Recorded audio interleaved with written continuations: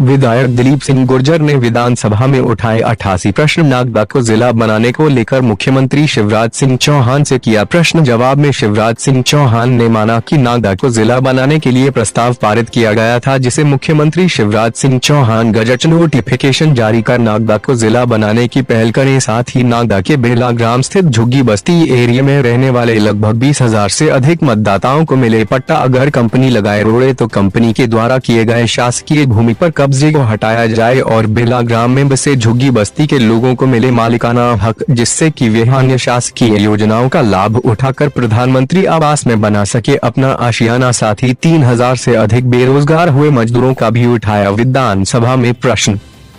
वैसे विधानसभा में आपके द्वारा कई प्रश्न पूछे गए, क्या क्या प्रश्न थे वैसे? साल भर से हम इंतजार कर रहे थे कोरोना के बाद मध्य प्रदेश की विधानसभा चले, हम क्षेत्र की विभिन्न समस्याओं को विधानसभा के माध्यम से उठाकर उनका हल करने का प्रयास करें। मैंने करीब 88 के लगभग विधानसभा प्रश्न लगाए हैं, जो क्षेत्र की विभिन्न समस्याओं के लिए हैं, क्षेत्र में विभिन्न व्याप्त अनियमितताओं के लिए हैं और क्या क्या होना चाहिए, इन सब बातों के लिए लगाए हैं। जिसमें नागदा खाचो क्षेत्र में जो हमारे रोड है उनको बजट में सम्मिलित करने के संबंध में थी, फसल बीमा राशि के भुगतान के संबंध में थी, रेलवे और बीच और सड़क बीमा के संबंध में थी, नागदा आदर्श कृषि मंडी समिति हेतु स्वीकृत राशि के संबंध में थी और मंत्रिपरिषद द्वारा लिए गए निर्णय, जिसके अंतर्गत हमने नागदा मेयर और चाचौड़ा को जिला बनाने के, क्योंकि भारतीय जनता पार्टी के लोग ये प्रचारित कर रहे थे कि वैसा कोई प्रस्ताव पास नहीं हुआ, तो हमने इसमें विधानसभा प्रश्न पूछा था। तो माननीय मुख्यमंत्री जो सामान्य प्रशासन के शिवराज जी, उन्होंने खुद ने जवाब दिया कि मंत्रिपरिषद ने कमलनाथ मंत्रिपरिषद ने नागदा को जिला बनाने का प्रस्ताव पास किया था। तो निश्चित रूप से यह उनकी भ्रांतियाँ निश्चित रूप से दूर हो चुकी है भारतीय जनता पार्टी की कि ऐसा कोई प्रस्ताव पास नहीं हुआ था। तो अब हमारी शिवराज जी की है कि वो उसको प्रक्रिया को आगे बढ़ा के नागदा को जिला बनाए। और दूसरा, कर्मचारियों को केंद्र के समान महंगाई भत्ते की बात हमने अभी तक उठाई है और जो किसानों का मानक रासायनिक जैविक खाद की सप्लाई की जाती है उसका भी मामला हमने उठाया। 500 बागड़ी बैराज की निविदा के संबंध में भी हमने उठाया था।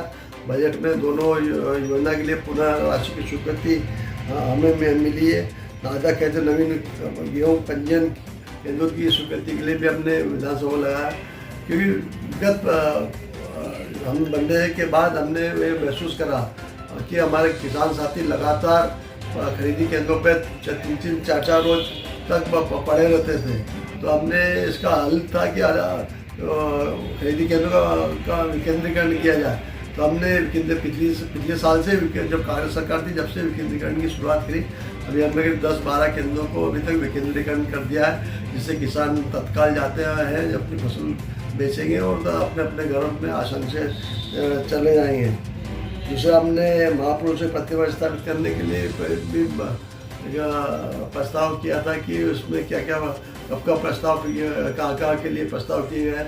तो निश्चित रूप से बात खुल के आई कि जिस प्रकार से भारतीय जनता पार्टी के लोग जनता को भ्रमित कर रहे थे कि हमने परिषद में हमने प्रस्ताव पास करके ये यहाँ पे अम्बेडकर जी प्रतिमा लगा रहे, क्योंकि उस समय दिग्विजय सिंह जी आए थे और उन्होंने घोषणा करी थी कि यदि 21 फरवरी तक नहीं लगी तो हम खुद आके हम उससे घबराहट के कारण तत्काल उन्होंने भूमि पूजन करके उसको भूमि पूजन किया था।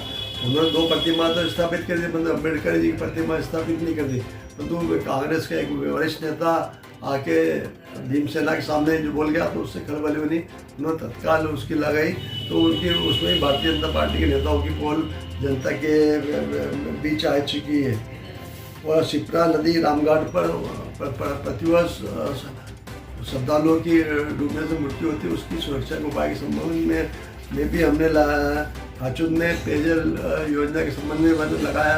हमने नागदा की पेयजल योजना के संबंध में लगाया कि वहाँ की पेयजल योजना के तो मुख्यमंत्री उद्घाटन भी करके चले गए। अपने 22 करोड़ की पेयजल योजना मेरे कार्यकाल में स्वीकृत हुई थी, वो उसका आज तक जनता को एक दिन छोड़ के पानी मिल रहा है। उसकी बात भी हमने कही। निपानी में हाई स्कूल खोलने की बात करी, स्कूल शिक्षा विभाग में अनुकूल 4-5 साल से बंद थी, उसका मामला भी हमने उठाया और उसमें नियुक्तियाँ चालू रही। और निर्माण कार्यों की भी हमने इस बात को उठाया और नीलगायों द्वारा किसानों की फसल नष्ट करने की बात भी किसानों द्वारा लगातार हमसे की जाती है, उसका मामला भी है अभी हमने वो उठाया है। प्रधानमंत्री आवास से 5 हितग्राहियों को योजना का लाभ मिले, इसका भी हमने उठाया है। और साथ साथ जो हमारे पट्टे नहीं मिले उनके पट्टे की बात भी हमने उठाई है, ठेका समितियों की बात भी उठाई है। और क्षेत्र की विभिन्न समस्या जो हमारे पास आम पब्लिक लेके आई है, उन सब बातों को हमने उठाया है। 88 विधानसभा क्वेश्चन है हमारे, और ध्यानाकर्षण शून्यकाल सूचना सभी कुछ वो भी अलग है। तो हमारा एकमात्र उद्देश्य कि क्षेत्र में उन्नति विकास के लिए हम काम करें और क्षेत्र की जनता की समस्या जो हमारा दायित्व कर्तव्य है कि हम क्षेत्र की जनता की समस्या विधानसभा में उठाकर शासन का ध्यान आकर्षित करें। तो निश्चित रूप से अभी विधानसभा सत्र चालू है, हमें और भी कई सफलताएं निश्चित रूप से मिलेगी। हम सब लोग मिलजुल कर काम करेंगे। हमारे अभी महत्वपूर्ण ब्रिज की स्वीकृति भी मिल चुकी है और आने वाले समय में हमने उद्योग लिंक के ब्रिज की स्वीकृति उसकी भी स्वीकृति हमें शीघ्र मिलेगी।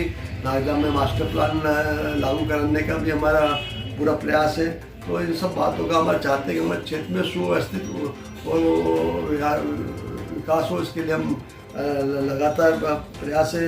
हमने जो पोर्टेबल बंद हो चुका था, किसानों का बहुत से किसानों को अपनी बीमा राशि का भुगतान मिला, उसको भी हमने विधानसभा उठा कर उनको पोर्टल चालू कराया है।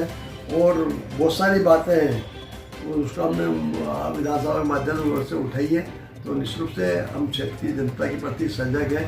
हम मजदूरों के लिए भी हित की लड़ाई लड़ रहे हैं, किसानों के हित की लड़ाई लड़ रहे हैं और क्षेत्र की आम जनता के हित की लड़ाई भी हम लगातार विधानसभा के माध्यम से लड़ रहे हैं। और उसमें निश्चित रूप से आप लोगों के आशीर्वाद से हमें सफलता मिलेगी। बिरला ग्राम की झुग्गी बस्तियों को पट्टा देने की बात भी आपने उठाई है? मैंने विधानसभा में इस बात को उठाया है कि प्रशासन उसकी गली निकालता है कि हमने तो मुख्यमंत्री ने तो यह तक घोषणा करी थी जो जहाँ बसा है उसको हम वहाँ पट्टा देंगे। जो दूसरा हमने विधानसभा में ये उठाया कि उद्योग की भूमि पर कितने झोपड़ियाँ बनी हैं और उद्योग के पास कितनी शासकीय भूमि पर अतिक्रमण है, उन दोनों का विनिमय कर ले।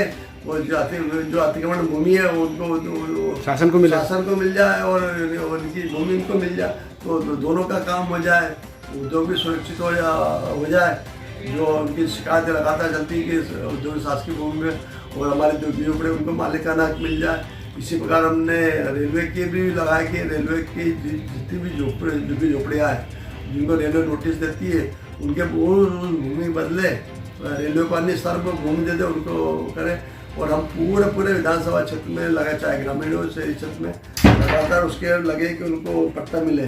दूसरी बात, हमने 5 तारीख को मेरा विधानसभा क्वेश्चन है कि तांकित भी है वो कि अवैध कानूनों को वैध करने का मामला भी मैंने उठाया है, जिसमें निश्चित रूप से हम माननीय मंत्री जी से जानना चाहेंगे।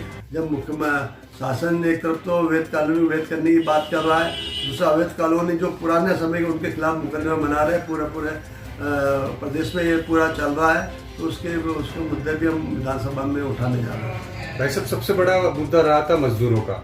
तो जो मजदूर कोरोना के आड़ में जो गृह मंत्री द्वारा जो मजदूरों को बिठाया गया था, उस मुद्दे को कहाँ तक कितने जोर शोर से उठाएंगे?